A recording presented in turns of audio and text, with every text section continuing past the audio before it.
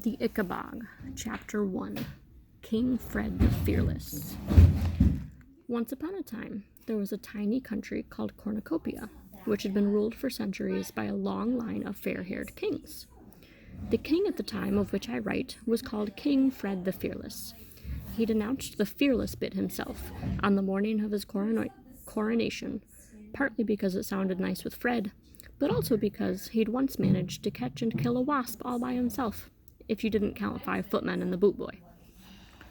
King Fred the Fearless came to the throne on a huge wave of popularity. He had lovely yellow curls, a fine sweeping mustache, and looked magnificent in the tight breeches, velvet doublets, and ruffled shirts that rich men wore at the time. Fred was said to be generous, smiled and waved whenever anyone caught sight of him, and looked awfully handsome in the portraits that were distributed throughout the kingdom, to be hung in town halls. The people of Cornucopia were most happy with their new king, and many thought he'd end up being even better at the job than his father, Richard the Righteous, whose teeth, though nobody had liked to mention it at the time, were rather crooked. King Fred was secretly relieved to find out how easy it was to rule Cornucopia. In fact, the country seemed to run itself. Nearly everybody had lots of food, the merchants made pots of gold, and Fred's advisors took care of any little problem that arose.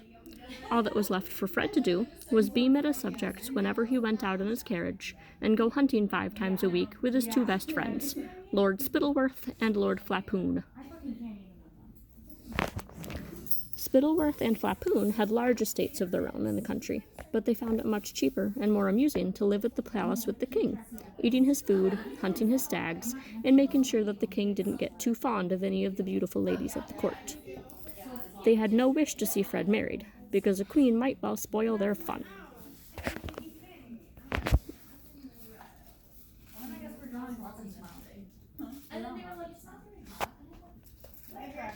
For a time, Fred had seemed to rather like Lady Islanda, who was as dark and beautiful as Fred was fair and handsome.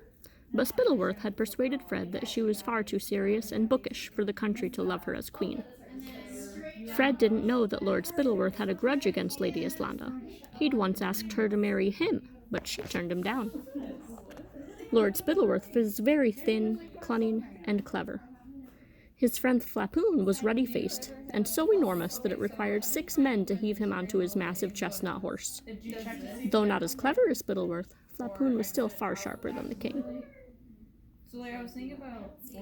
Both lords were expert at flattery, and pretending to be astonished by how good Fred was at everything from riding to tiddlywinks.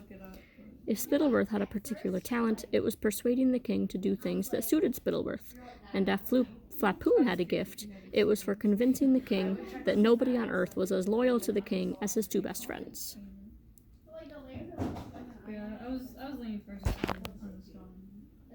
Fred thought Spittleworth and Flapoon were jolly good chaps.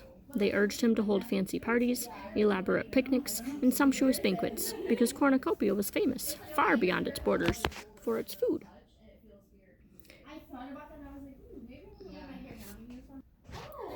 Each of its cities was known for a different kind, and each was the very best in the world. The capital of Cornucopia, Showville, lay in the south of the country, and was surrounded by acres of orchards, fields of shimmering gold wheat, and emerald green grass, on which pure white dairy cows grazed. The cream, flour, and fruit produced by the farmers here was then given to the exceptional bakers of Showville, who made pastries. Think, if you please, of the most delicious cake or cookie you have ever tasted. Well, let me tell you, they'd have been downright ashamed to serve that in Showville. Unless a grown man's eyes filled with tears of pleasure as he bit into a Showville pastry, it was deemed a failure and never made again. The bakery windows of Showville were piled high with delicacies such as maidens' dreams, fairies' cradles, and most famous of all, hopes of heaven, which were so exquisitely, painfully delicious that they were saved for special occasions, and everybody cried for joy as they ate them. King Porphyro of neighboring Pluritania had already sent King Fred a letter, offering him the choice of any of his daughter's hands in marriage in exchange for a lifetime supply of hopes of heaven. But Spittleworth had advised Fred to laugh in the Pluritanian ambassador's face. "His daughters are nowhere near pretty enough to exchange for hopes of heaven, sire," said Spittleworth. To the north of Showville lay more green fields and clear, sparkling rivers, where jet-black cows and happy pink pigs were raised. These in turn served the twin cities of Kurdsburg and Baronstown, which were separated from each other by an arching stone bridge over the main river of Cornucopia, the Fluma, where brightly colored barges bore goods from one end of the kingdom to another. Kurdsburg was famous for its cheeses. Huge white wheels, dense orange cannonballs, big crumbly blue-veined barrels, and little baby cream cheeses smoother than velvet. Baronstown was celebrated for its smoked and honey-roasted hams, its sides of bacon, its spicy sausages, its melting beefsteaks, and its venison pies. The savory fumes rising from the chimneys of the red brick Baronstown stoves mingled with the odorous tang wafting from the doorways of the Kurdsburg cheesemongers, and for 40 miles all around it was impossible not to salivate breathing in the delicious air. A few hours north of Kurdsburg and Baronstown, you came upon acres of vineyards bearing grapes as large as eggs, each of them ripe and sweet and juicy. Journey onward for the rest of the day, and you reached the granite city of Jeroboam, famous for its wines. They said of the Jeroboam air that you could get tipsy simply walking its streets. The best vintages changed hands for thousands upon thousands of gold coins, and the Jeroboam wine merchants were some of the richest men in the kingdom. But a little north of Jeroboam, a strange thing happened. It was as though the magically rich land of Cornucopia had exhausted itself by producing the best grass, the best fruit, and the best wheat in the world. Right at the northern tip came the place known as the marshlands, and the only thing that grew there were some tasteless, rubbery mushrooms and thin, dry grass, only good enough to feed a few mangy sheep.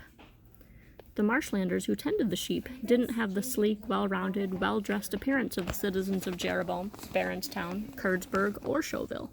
They were gaunt and ragged. Their poorly nourished sheep never fetched very good prices, either in Cornucopia or abroad. So very few marshlanders ever got to taste the delights of cornucopian wine, cheese, beef, or pastries.